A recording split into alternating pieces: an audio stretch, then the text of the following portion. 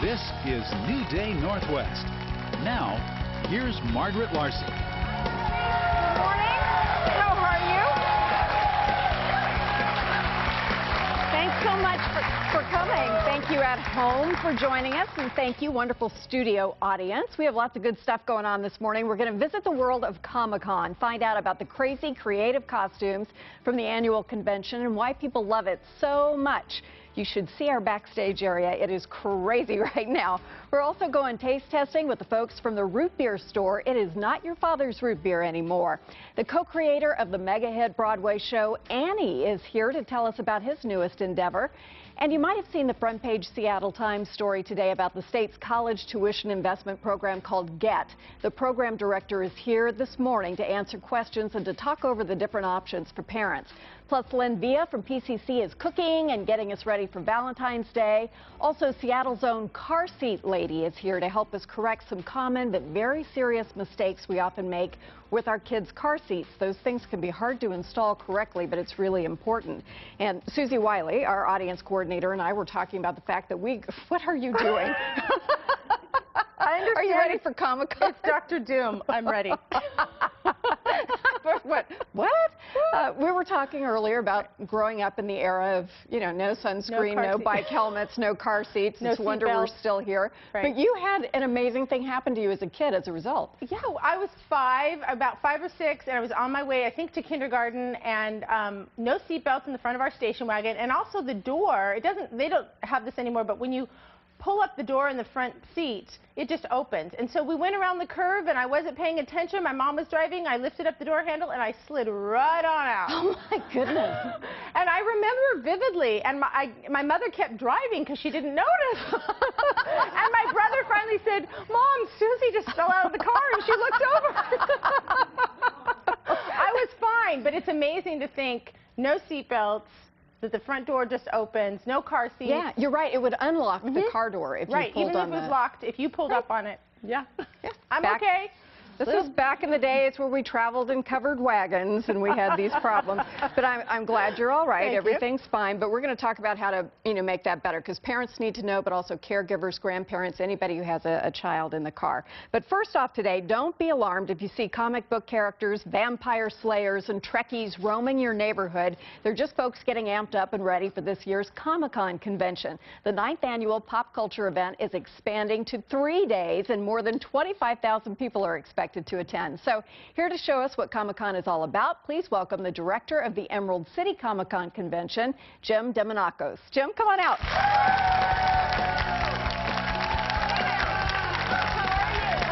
Thank you. Have a seat.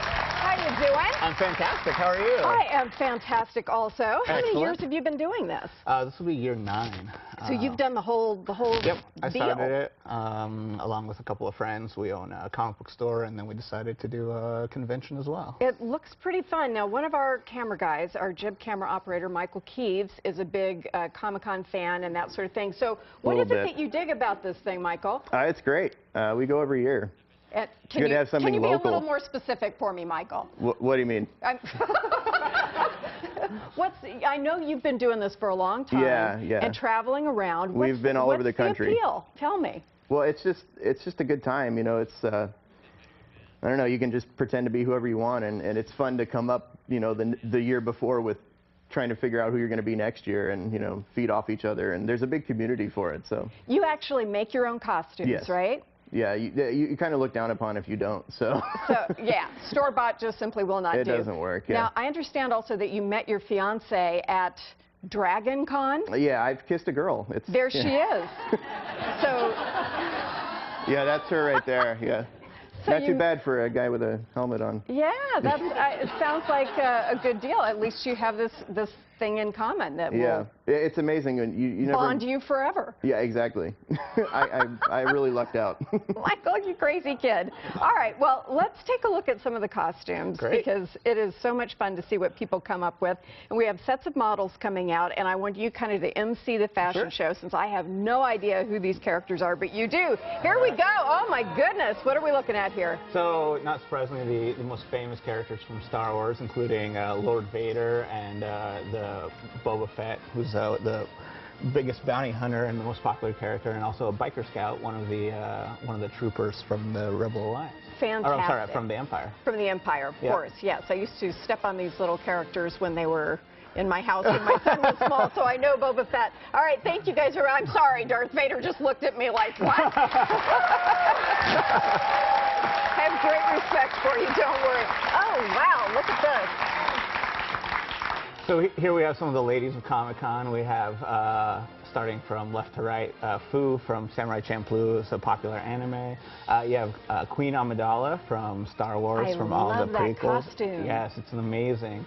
And then we have a Rebel pilot, and she's dressed as Luke Skywalker in his X-Wing outfit. So I this love is great. that. We have a lot of women who come to the show, and they dress up both as female characters and as male characters. Well, I dig that. That's cool. You can be whoever you want to be. Exactly. You are not Exactly. limited by gender. No, we've had you know, like, not to just keep Star Wars, but we've had like female Han Solos and Sure. female Spider-Mans or Spider-Women. I like the rules so, yeah. in this new universe. Okay, great. Let's take a look at our next group. Thank you very much. This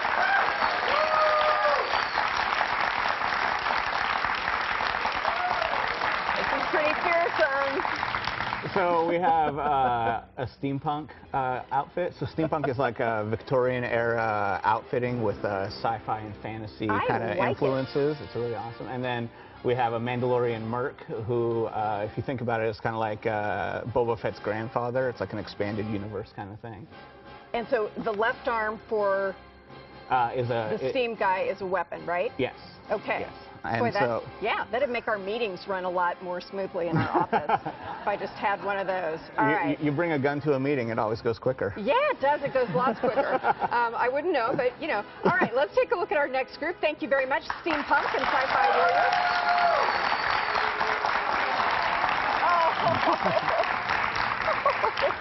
So here we have Dr. Doom, who's the arch nemesis of the Fantastic Four, Victor Von Doom in his elaborate costume, and Dr. Doom. And then of course we have Spider-Man and Spider-Baby. Spider-Baby. And Spider-Baby is managing to sleep through all of the action. Yeah, he's adorable. But he will spring to life if we have an emergency, right? That's right. No, and that's the great thing about the show. Like, it's so family friendly. You know, men, women, children, like lots of families. Everyone gets to dress up in costume and just have a really great time. Now, are people supportive or competitive about each other's costumes? Well, we have a costume contest on Saturday night. So if you're there at the show, you can actually enter to compete. But no, everyone's really supportive. Everyone loves taking pictures with each other. So you walk through the show floor and you're wearing a costume and someone else is also wearing a costume. Instead of just taking pictures with people out of costume, you end up taking pictures together. Because everyone loves the craft of creating their costume, because everything is homemade. None of these are store-bought. These are really, really elaborate, so I would guess you have to start like pronto at the end of one convention to get ready for the next. Like your camera guy was saying, you go to the show and something there inspires you, and you're like, next year I think I'm going to be this, or I'm going to do that. And a lot of things are great when you get a group of people, and so you can you find yourselves in group costumes. Like, oh, now it's all the X-Men together. Right. So everyone picks a character, and then they can come together. Yeah. That looks like such fun. You know, it actually reminds me of Mardi Gras, because the parade participants do the same thing. The Indians, for example, make their costumes very intricately, and they get together and do this over the course of the entire year for the parade the next year. Yeah, and they get together and you have like costume parties, so you're like actually working on each other's costumes, and someone might not be so good at sewing, and someone might not so be good at like making boots, and so everyone can bring their expertise together, and so that when you come to the show, you have these awesome, cohesive, really well done costumes. So it's just fun. It is fun. That's what we did. We wanted to make a show that you're going to spend the whole time with a smile on your face. And be around people who have similar interests. Exactly. And who knows, someone might meet their fiance. You know, I know at least of 2 other people who have met their future wives at Comic-Con. Did they ever have the wedding there at Comic-Con? You know, that could be super cool. Last year we had someone ask if they could do their wedding, and then they changed their dates, but they wanted to do it at Comic-Con. Oh, good. I thought you were going to say they changed their mind. No, no. They just awkward. changed the dates. Okay. Oh, very awkward. No, they changed the date of their wedding, but they were like, can we have it at Comic-Con? I'm like, yeah, let's do it. That would be a lot of fun. Do you want to have a whole lot of people watch your wedding? Let's make this happen. If they do, please call me. I'll be down there with the video camera, and we'll update. I will. Romance at Comic-Con. I will. Jim, thank you so much. Thank you, models. You guys look great. We really appreciate all your hard work and coming in early to let us have a look at this. Comic-Con runs through March 4th through the 6th. At Washington State Convention Center, several celebrity guests are expected, including William Shatner, James Marsters, and Brent Spiner. We'll link the schedule of events and ticket information on our website at king5.com/newday. But to kick things off, we're raffling off 5 pairs of tickets to attend the convention to our studio audience here. We will do that in the break.